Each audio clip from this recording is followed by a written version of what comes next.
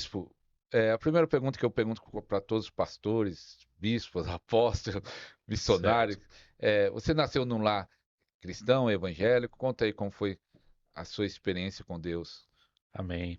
Não, eu não nasci num lar evangélico. Na verdade, eu nasci num lar espírita, né? É, desde de muito cedo, minha mãe me levava para a Umbanda. Essa era a fé dos meus pais, né? A princípio. E eu fui uma pessoa assim muito atormentada quando criança, né? Eu tinha visões, sonhos, arrebatamentos de espírito, não, de uma forma eu era muito atormentado, né? A ponto de quando eu era criança, acredito ali uns 8 anos de idade, 7 anos de idade, eu brincava com os espíritos. Então, às vezes, Brincava com esse espírito? brincava com os espíritos. E minha mãe falava que era o meu anjo da guarda, né? Dentro do conhecimento dela, naquele tempo, minha mãe falava que era o meu anjo da guarda. Às vezes, quando eu dobrava uma esquina, eu via uma cabeça me olhando. E aí eu corria até lá para ver, a cabeça estava do outro lado. Uma sombra, né? Um vulto. E eu ficava brincando isso dentro de casa. Às vezes, uma cabeça aparecia no quarto, um vulto aparecia, e eu corria lá para ver, aí aparecia em outro lugar e eu ficava brincando. E certa vez eu disse para minha mãe o que acontecia e ela falou que era meu anjo da guarda, né, dentro do conhecimento dela. E eu cresci assim, meio debaixo desses tormentos espirituais. Em algumas épocas passavam, depois voltavam, e voltou com muita força na minha adolescência, entre os 14 até os 18 anos. Bom, dos 14 aos 21 começou a piorar porque foi um tempo de rebeldia da minha parte, né? Aquele tempo de jovem, De né? Mas jovem.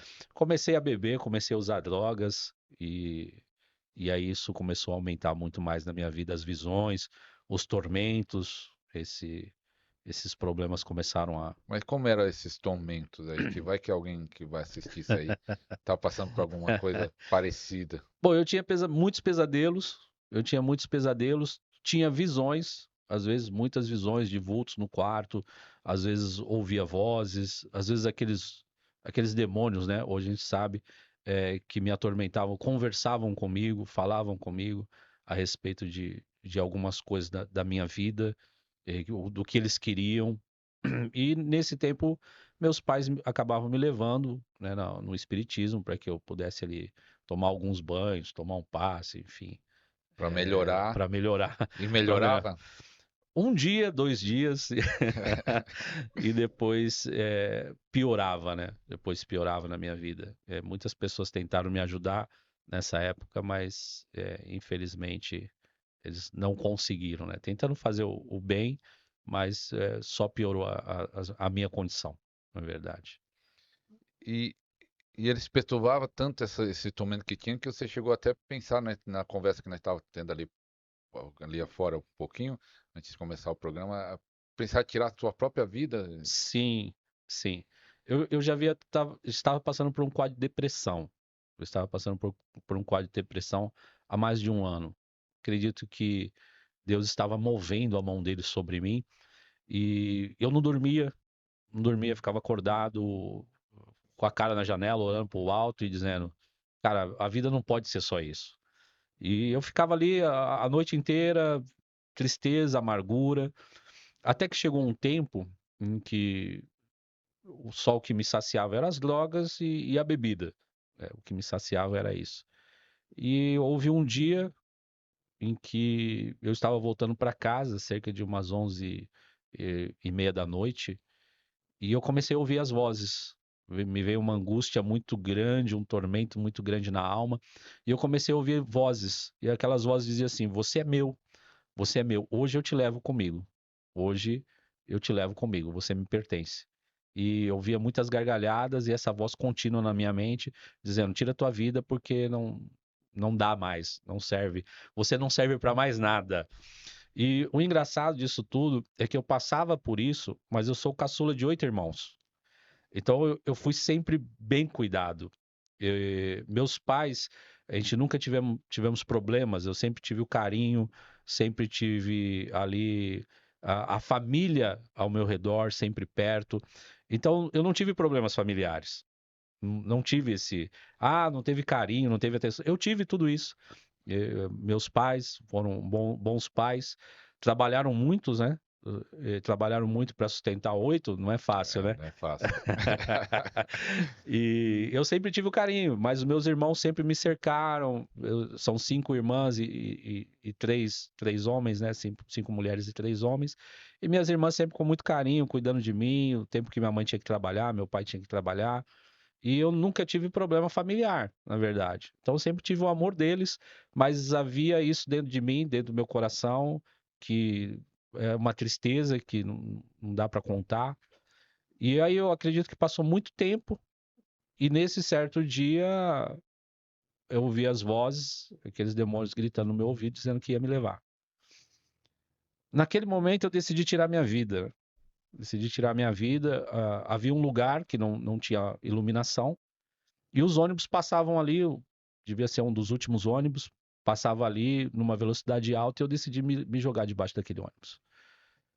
E naquele momento em que eu parei naquele lugar, que eu estava esperando um ônibus para me jogar debaixo dele, eu ouvi uma voz.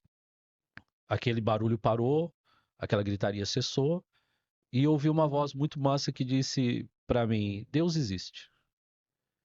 E naquele momento eu falei: não, Deus não existe, porque senão eu não estaria nessa situação. Deus não existe.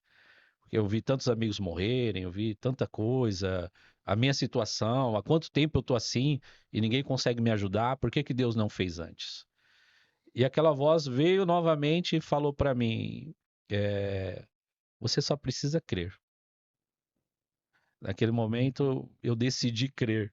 É, e eu disse: então eu creio, abre os céus, envia os teus anjos e me livra de todo esse mal.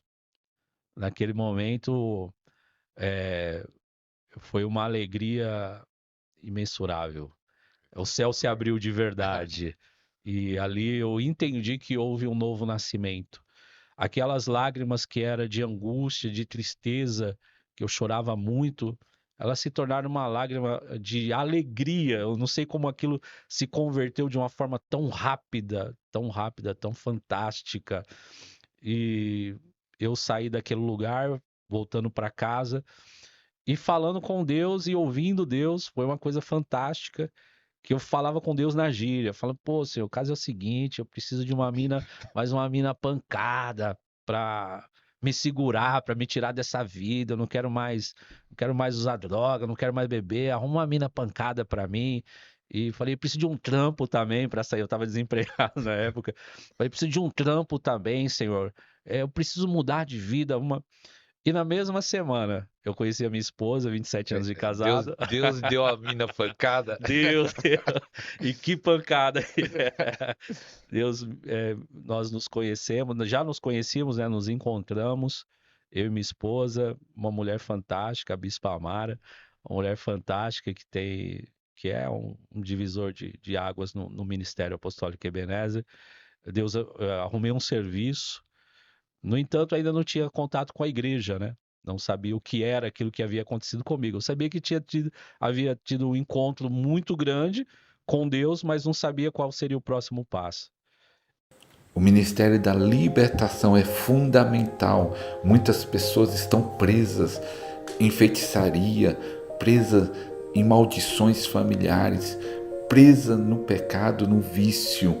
E Deus está levantando uma geração forte para libertar os que estão cativos, porque a Bíblia fala: para isso se manifestou o Filho de Deus, para desfazer as obras do diabo.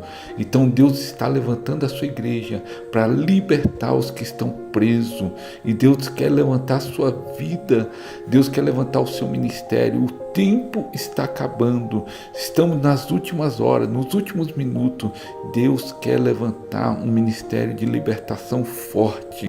Por isso, aproveita agora, aproveita esse super promoção, super oferta, 10 e-books sobre cura e libertação. Aproveita enquanto há tempo, aproveita essa oferta, link na descrição, vai durar pouco tempo.